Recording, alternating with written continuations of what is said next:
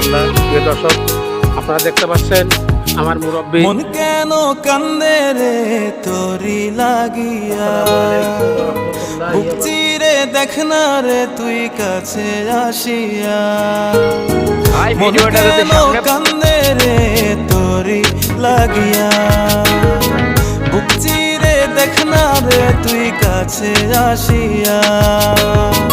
নিজের হাতে তীর মারিলি কলিজার ভেতর, তোরি জন্য আজও আমি বন্ধি নাই রে ঘর, তোরি জন্য আজও আমি বন্ধি নাই রে ঘর।